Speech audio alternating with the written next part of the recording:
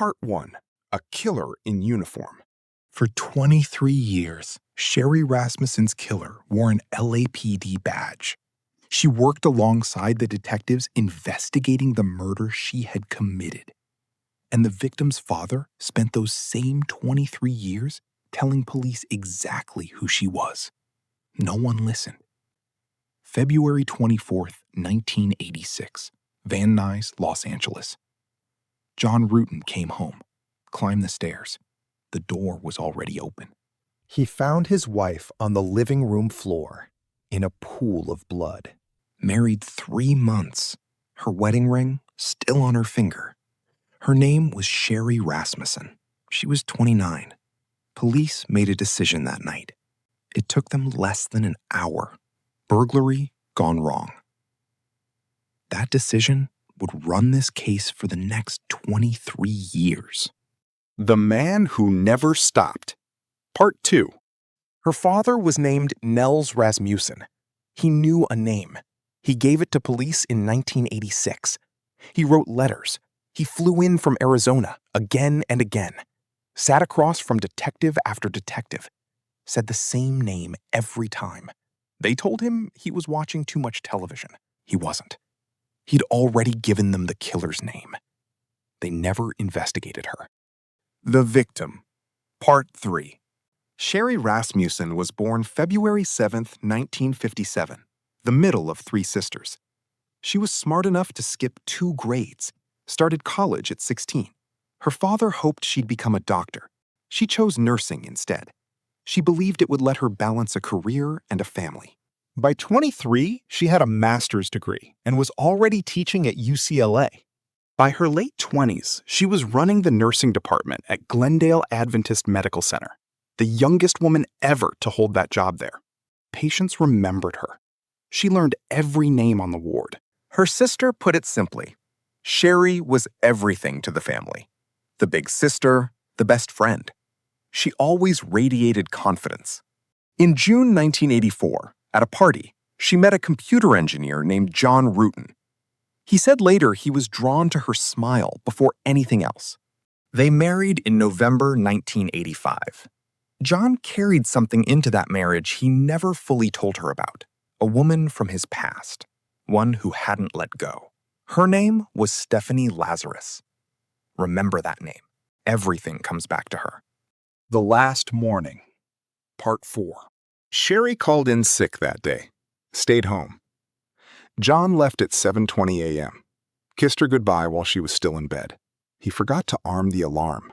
He wasn't even sure he'd locked the door. A neighbor saw the garage shut at 8:30. By 9:30, it was open. Sherri's new BMW was gone. Investigators would later narrow the murder to that window, between 8:30 and 10 a.m., a quiet street, nobody watching. John came home that evening, saw the open garage, the missing car. Unusual, but Sherri ran a nursing department. Emergencies happened. Climbed the stairs anyway. The door was ajar. He pushed it open. Someone had walked through that door that morning. Detectives never stopped to ask who. The First 5 Minutes. Part 5. This case doesn't go wrong 20 years later. It goes wrong in the first 5 minutes. Detective Lyle Mayer walked in. Electronics stacked by the door, a wallet gone, a car missing. He turned to John and said it out loud. "I believe your house was burglarized. I believe they pried the door open." That sentence would run this investigation for 23 years. Other officers checked that same door that same night. No pry marks, no broken lock, nothing forced. The door had simply been opened from the inside, or Sherri had let someone in. Nobody changed the theory. One of the first responders remembered walking in and lifting the blanket off her face. Significant trauma. This was clearly a homicide. And the scene told a different story, if anyone had looked at it clean. Sherri didn't die fast. Beaten with a vase, struck in the face with a gun. More than once. Her eyes blackened. Her glasses shattered across the floor. 2 of her fingernails were broken. She had been bound. Deep scratch marks clawed into the front door. Someone trying to get out, not in. Shot 3 times, a pillow pressed against the gun to muffle the sound. That's not panic. That's planning, and a bite mark on her arm. The kind you get from a struggle, face to face, over a weapon. A technician swabbed it that night, sealed it, froze it. Standard procedure. Nobody thought twice. Nobody knew that swab was the only thing standing between this case and silence forever. The electronics weren't scattered. They were stacked. Her wallet, gone. Her car, gone. Even the marriage certificate, missing. Not one piece of jewelry touched. A burglar doesn't leave diamonds and steal a piece of paper instead. One officer noticed John crying that night, but not, in his words, hard enough. In almost the same breath, Mayer called him a good judge of character. The most obvious suspect in the case cleared in hours. On a feeling. Another officer had his own doubts. Burglars don't usually pick a house in the middle of the block, he said. They want a way out. It's strange they picked this one. Nobody followed that either. John had an alibi. Coworkers confirmed it. He was cleared. The theory was locked. The husband was cleared. The direction was set. It just wasn't the right one. Cold Case, Part 6. When Sherri died, her family didn't hear it from John. They heard it from his father. When Nels asked to speak with his son-in-law, the answer came back. John doesn't want to talk. At the funeral, John spoke publicly about Sherri one last time. Then he left Los Angeles and never came back. I thought his attitude was strange, Nels said. He seemed more concerned about himself than about Sherri. Nels started telling the police what he knew. Why aren't you looking at Stephanie Lazarus, an LAPD officer, John's ex, a woman who confronted Sherri, who showed up at her job, who Sherri was afraid of? Mayer's answer, there's nothing there. Then, you're watching too much television. The case wasn't cold because there were no leads. It was cold because the right lead had already been thrown away. 5 weeks later, 2 men broke into a house down the street. The owner walked in on them. One had a gun. Both ran. A sketch went out citywide. Nobody was ever caught. But it was enough for the department. Same neighborhood, similar weapon. Proof, they said, that burglars really were working this area. One unrelated break-in, never solved. It propped up the wrong theory for 23 years. Sherri's car turned up 11 days later, wiped clean. Her wallet, too. Then, nothing. The Rasmussens didn't stop. A press conference, a reward, a letter straight to Chief Daryl Gates naming Lazarus. Every year, they tried something new. Every year, it went nowhere. But the file wasn't just sitting still. Pieces of it were starting to disappear. The Lost Evidence, Part 7. In 1988, Sherri's sister reached out to a well-known true crime author, hoping a book might force new eyes onto the case. The author was interested, asked a retired detective to check quietly. The word that came back, this one's too hot to touch. The book was never written. In 1991, the case changed hands. A new detective told the family, bluntly, that he wouldn't be following the old notes. He didn't expect new leads. Nels had flown in from Tucson to hear that. He'd fly in many more times. In 1993, he offered to pay for DNA testing himself. No department money needed. Refused. Police need a suspect first. He'd had one since 1986. Somewhere along the way, the murder file itself was cut in half. Official reason? Not enough storage space. Half a murder file. Gone. In 1997, a hospital colleague came forward. She remembered Lazarus confronting Sherri at work weeks before the murder. Direct testimony. Nobody followed up. 3 years later, that woman died. Her account died with her. Every year, another door quietly closed. By the time anyone reopened this case, almost nothing was left to reopen it with. Hiding in Plain Sight, Part 8. While the Rasmussens fought, Stephanie Lazarus built a career. Personnel division through the 90s. The files on officers, the files on suspects. She knew exactly whose name was under investigation and whose wasn't. A colleague once heard her mention, almost casually, that she'd been interviewed years earlier about the death of an ex-boyfriend's wife. Nobody blinked. She made detective. Her name showed up in the news. She was even mentioned in a book about the city's art underworld. Prosecutors would later describe her plainly: forgettable, ordinary, easy to overlook. Good enough to hide inside a large department for over 2 decades. Her office sat down the same hallway as the detectives who technically still had Sherri's case. 2 weeks after the murder, she reported her backup gun missing. Not to LAPD, to Santa Monica police. A month later, a replacement gun reported to LAPD, exactly as required. 2 reports, 2 departments. Nobody put them side by side. Not for 23 years. The Detective, Part 9. In 2001, LAPD opened a cold case unit. Over 9,000 unsolved murders. Sherri's file, 15 years old, went to a forensic scientist, not a detective. Her name was Jennifer Francis. She read everything, and she found it. The notes on that frozen bite mark. 1 DNA profile, the file said. Sherri's own. A bite mark should carry 2. The victims and the person who bit them. The file was claiming Sherri had bitten herself. So she asked one question. Where is the original swab? Not in the evidence locker. She called every lab in the city. 6 hours in, a coroner found it. A torn envelope, faded label, sitting in a freezer since 1986, still intact inside. She sent it for testing. Female DNA, not Sherri's. Francis went back through everything. The letters, the name that kept surfacing and kept getting waved away. A theory started to form. The ex-girlfriend, the stalker, the bite mark, the same person. She pushed the finding up the chain. Cold case unit, scientific section, robbery homicide. Ignored, ignored, ignored. Internal affairs? Not ignored this time. Met with something worse. The questions stopped being about the evidence. They started being about her. Too emotional, too fixated, maybe unfit for major cases. Mandatory counseling. Except the sessions weren't about her mental health. Who had she talked to? What had she shared outside the department? That wasn't therapy.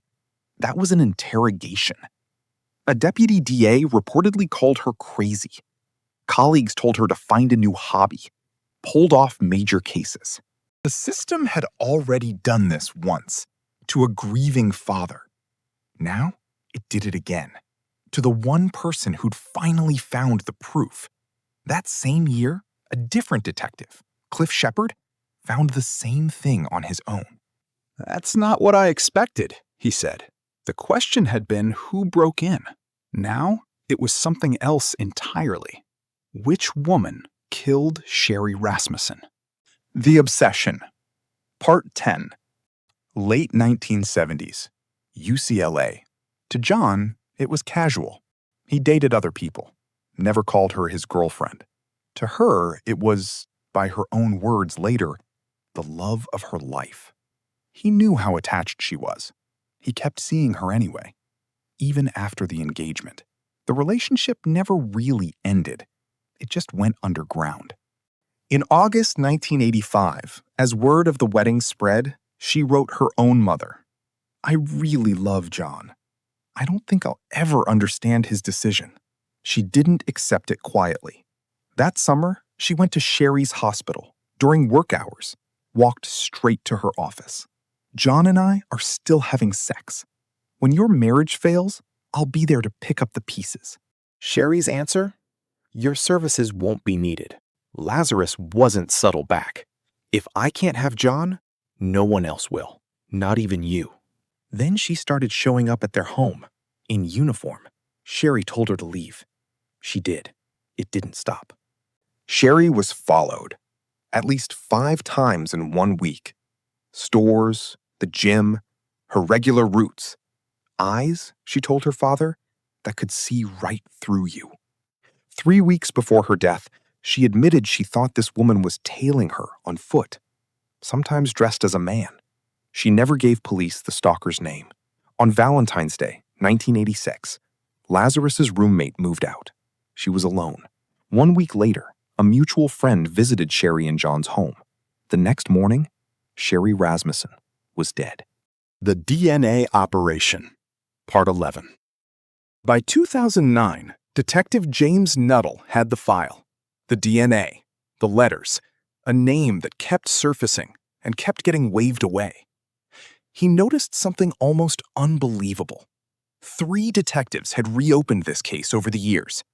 Not one of them had ever properly re-interviewed John Ruetten. He found him, Bay Area now, remarried, asked the questions nobody had asked in 23 years. This time, John didn't hold back. Lazarus's name, every confrontation, the uniform in the living room, and he admitted something he'd never said outright before, that he'd kept sleeping with her even after his engagement, fully aware how attached she was. Now, Nuttall had a name, a motive, a history. What he didn't have was an easy way to move on it. His suspect was an active LAPD detective. He couldn't request her DNA. She could refuse, and the request alone would warn her. He couldn't question her directly. She could destroy evidence, disappear inside a system she knew from the inside out. Her office was down the hall from the people now investigating her. So Nuttall built something almost nobody in the department knew existed, a secret circle. Just himself, Jennifer Francis, 3 detectives he trusted completely. A surveillance team, off the books, watching Lazarus for weeks. At a store, she bought a drink, finished it, threw the cup away. The team pulled it out of the trash. The saliva went straight to Francis, the same criminalist who'd been sidelined years earlier for chasing this exact theory. She compared it to the swab from 1986. It matched. The woman who bit Sherri Rasmussen was Stephanie Lazarus. Interview, Part 12. June 5th, 2009. LAPD's suspect interview room. No weapons allowed inside. Lazarus was brought in under a pretense. They needed her help on a difficult case. She had no idea what was waiting. First, she said she didn't remember Sherri Rasmussen. Then, maybe once or twice. Then it became clear. She was the suspect. "Are you accusing me of this? This is ridiculous." She asked for a lawyer, stood up to leave, arrested the moment she stepped outside the door. Word moved through the department fast.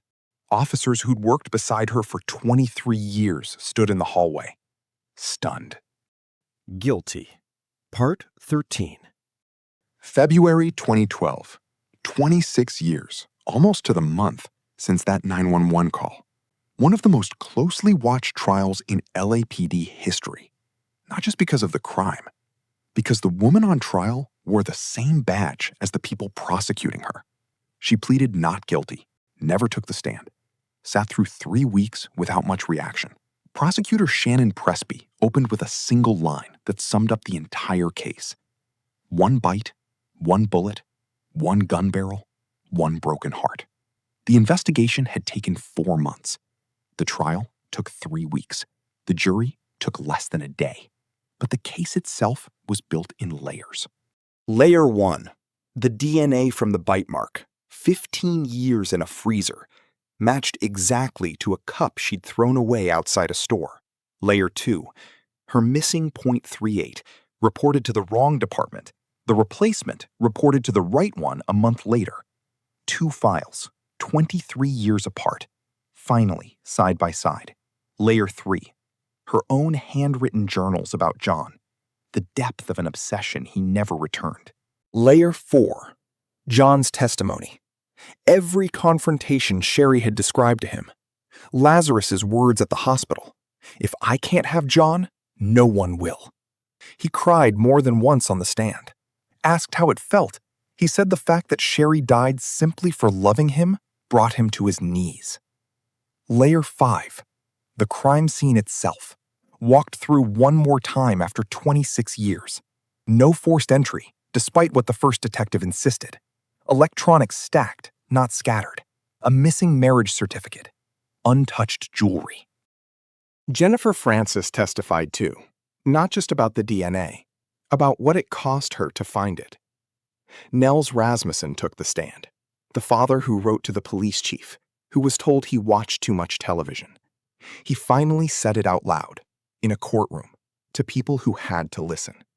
The defense fought hard, the old burglary theory, the unsolved break-in down the street. They argued the evidence envelope had a hole, that contamination was possible after so many years. They argued a .38 was the most common gun on the force, that it proved nothing. It wasn't enough. Guilty. First-degree murder. 27 years to life. California Institution for Women. Chino. She was allowed to retire after her arrest. She still collects her LAPD pension. From prison. To this day. The Weight of 23 Years. Part 14. Nels and Loretta Rasmussen lived long enough to hear that verdict. They never got a real answer to the only question that mattered. Why did it take 23 years? Sherri's sister described the moment the verdict came down as something close to relief. Quiet. Overdue. John cried through most of the trial.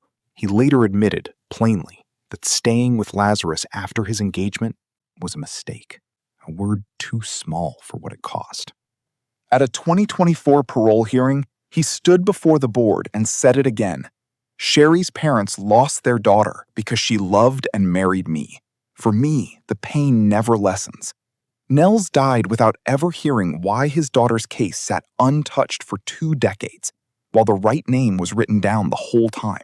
Before he passed, he recorded a statement for future parole hearings. He said the damage to his daughter's face looked like someone trying to destroy the very thing that made her radiant. That recording has already outlived him. It plays every time Stephanie Lazarus asks to go free. Sherri's legacy didn't stay locked inside a courtroom.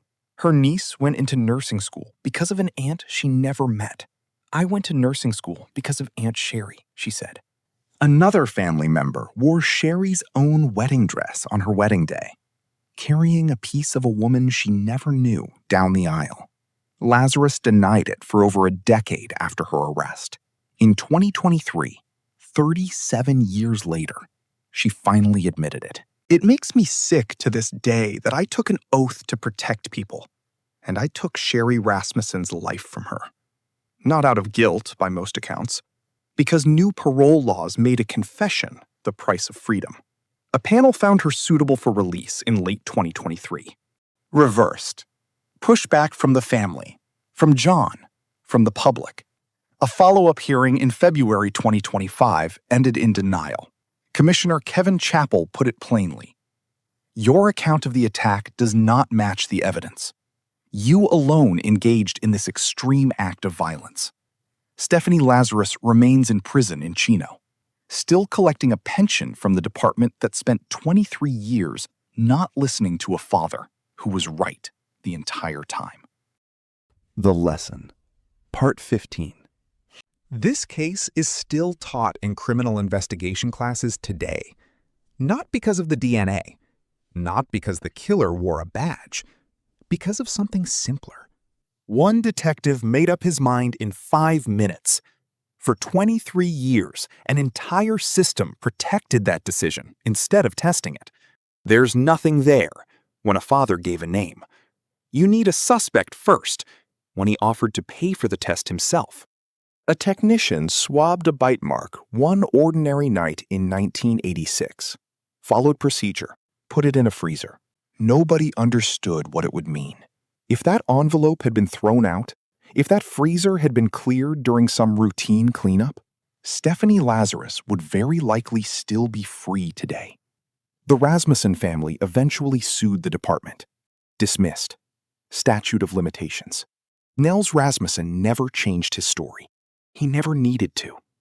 He was right from the beginning. Thanks for watching. Subscribe. The next investigation begins soon.